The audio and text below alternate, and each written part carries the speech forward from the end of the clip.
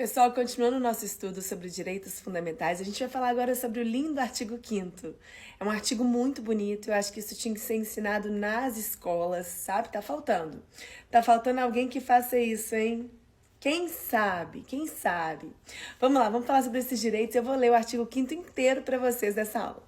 Vamos lá, galera. Primeiro, quem são os destinatários dos direitos fundamentais? Como eu falei com vocês, brasileiros, estrangeiro que está passeando no Brasil, todo mundo é destinatário de direito fundamental. Inclusive, alguns direitos fundamentais também são extensíveis às pessoas jurídicas.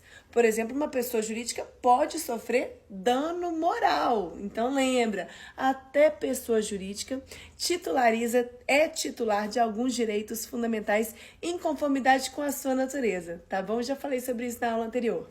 Primeiro direito que eu vou falar com vocês é o direito à vida. Direito à vida intrauterina e extrauterina, gente. Esse é um direito básico, né, da nossa sociedade brasileira. Por que intrauterina, prof? Porque no Brasil é vedada a prática do aborto. O aborto é possível somente em algumas situações. Para fins de salvar a vida da gestante, quando a gente está diante de uma gravidez de um feto anencéfalo, que não é portador aí de atividade cerebral, né, gente? E quando a gente estiver diante de uma gravidez que é resultante de um crime, de um estupro. Vocês já estão vendo que existem situações em que o aborto é permitido. E isso a gente já entra num tema muito importante. Não existe direito fundamental absoluto. A gente vê, por exemplo, situações em que será admitido a prática do aborto. Não existe direito absoluto. Isso, inclusive, está ligado àquela limitabilidade que eu falei com vocês. Porque muitas vezes você tem um direito, a outra pessoa também tem um outro direito. Poxa, e vocês estão em conflito. Um direito vai aniquilar o outro? Não. Os dois direitos vão coexistir. Prof, mas e quando há um conflito? O que vai acontecer? O juiz vai tomar uma decisão ponderando os interesses envolvidos, sacrificando o mínimo possível desse direito e o mínimo possível desse outro direito. Achar aquela solução do meio, sabe? Beleza. Vamos lá, então, para o nosso segundo direito fundamental, que é o direito de igualdade. Pessoal, todo mundo é igual perante a lei. Perante a lei, todo mundo é igual. Só que quando a gente fala sobre igualdade, a gente tem que falar também sobre a noção de isonomia. Como assim? Nós sabemos, né, gente, que perante a lei todo mundo é igual, beleza, mas na prática não é bem assim. Não é bem assim. Tem o rico, tem o pobre, tem aquela pessoa que tem algum tipo de deficiência, tem aquela pessoa que não tem. Existem desigualdades entre os seres humanos. Então, o Estado, enquanto agente que busca promover o bem comum, ele deve buscar garantir uma redução dessas desigualdades. E aí que entra o conceito de isonomia. O Estado não trata todo mundo da mesma forma.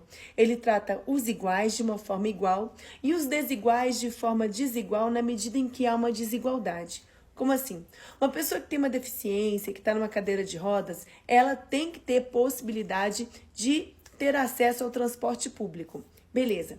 Mas no caso dela, para ela pegar aquele ônibus, o ônibus tem que parar, tem que esperar um tempinho para essa pessoa entrar, né? Tem que descer um elevador, ou seja, essa pessoa tem um tratamento especial, ela tem um tratamento diferenciado, haja vista a condição que ela possui.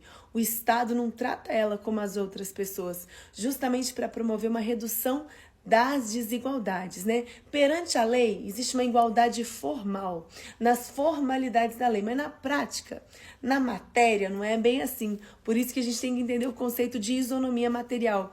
Na prática, como existem desigualdades, o Estado vai tratar de forma igual quem é igual e de uma forma desigual quem tem alguma situação de desigualdade. Isso também justifica os programas sociais, que muitas vezes vão beneficiar uma parcela que está aí à margem, né, de muitas situações que precisa de um atendimento especial.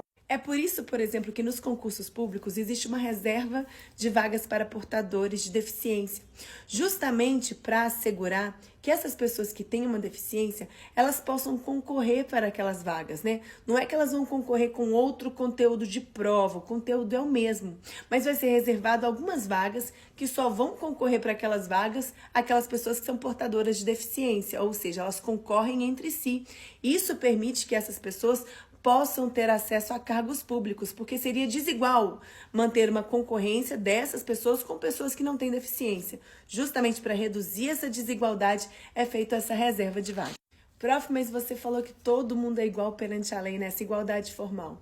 Mas eu não entendo uma coisa, se todo mundo é igual, professora, por que, por exemplo, num concurso para um determinado cargo ali de delegado, exige-se um limite mínimo de altura? Um limite mínimo de altura. Por quê, professora? Professora, isso pode acontecer. Isso não está criando uma limitação de acesso, não? Pois então, gente, pode acontecer em razão das particularidades do cargo. Em razão de especificidades que envolvem aquele cargo público, pode ser estabelecido mediante lei um requisito específico, mediante lei. O edital não pode fazer isso, viu, gente? É só a lei que pode. Estabelecer um requisito específico, por exemplo, um limite de altura mínima para exercer a função de delegado, por exemplo. Justamente porque o delegado é uma autoridade na sociedade, ele combate o crime. Então, ele precisa, às vezes, muitas vezes, né, gente, de características físicas que garantam a ele participar de uma perseguição, participar de uma atividade de combate ao crime. Ok, prof, entendi essa ideia de igualdade formal e o que é isonomia. Entendi. Agora vamos falar especificamente de cada inciso da Constituição Federal. Primeiro inciso que a gente vai estudar. Homens e mulheres são iguais em direitos e obrigações. Homens e mulheres são iguais. Essa igualdade é formal, perante a lei. Está na formalidade, está no texto. Mas a gente sabe que na prática, homens e mulheres não são iguais. As mulheres são mais fracas fisicamente. Não é à toa que as mulheres são vítimas de violência doméstica, né, que acontece muito no Brasil. Então, existe uma desigualdade entre homens e mulheres. Os homens são mais fortes. E aí, o que o Estado faz? Visando aí garantir uma redução dessa desigualdade. E haja vista que existe esse problema social, né, da violência doméstica, o Estado realiza algumas ações afirmativas. Por exemplo, existe a Lei Maria da Penha, existem alguns instrumentos que garantem à mulher uma proteção maior, haja vista a situação de desigualdade na qual ela se encontra. Então, esse é um grande exemplo aí de o quê, gente? De uma atuação do Estado para reduzir as desigualdades. Segundo princípio, está aqui em cima, ó, segundo direito, está aqui em cima, ninguém será obrigado a fazer ou deixar de fazer nada que não seja em virtude de lei. O que acontece, gente? Nós estamos em um Estado de direito, Estado que obedece o direito. O Estado só pode fazer o que a lei autoriza. O particular pode fazer tudo, exceto o que a lei proíbe. Então, a gente pode fazer tudo, exceto o que a lei autoriza, exceto o que a lei proíbe. Agora, o Estado só pode fazer o que a lei autoriza. A lógica é diferente do princípio da legalidade. Próximo inciso, ninguém será submetido à tortura ou tratamento degradante. No Brasil existe essa grande proteção, gente, à dignidade da pessoa humana. Isso é um grande valor do brasileiro. E é por isso que a tortura é um crime inafiançável e insuscetível de graça ou anistia. Sobre esse tema aí, gente, da tortura, sabe o que aconteceu na súmula vinculante aqui que a gente vai estudar, número 11?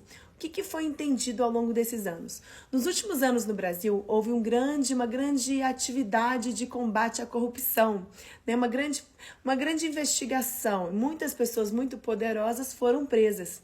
Essas pessoas, elas eram algemadas. E aí existia aquela filmagem daquela pessoa sendo algemada, indo para a prisão, e o filho via, e era uma pessoa poderosa. E aí, prof, e aí que essas pessoas usaram do seu poder, da pressão que elas têm, para falar o seguinte: poxa, é degradante, viola a minha dignidade ser algemado. Não precisa me algemar, eu tô indo preso. Então, gente, a algema só vai ser utilizada quando há receio de fuga, resistência ou algum perigo à integridade física daquela pessoa ou de outra pessoa, ok? Além disso, a gente tem o quê? Liberdade de manifestação do pensamento, sendo vedado o anonimato. O que acontece? Você pode manifestar o que você pensa, manifestar o seu pensamento. Você pode falar por aí, pode falar torto e à direita, mas assina.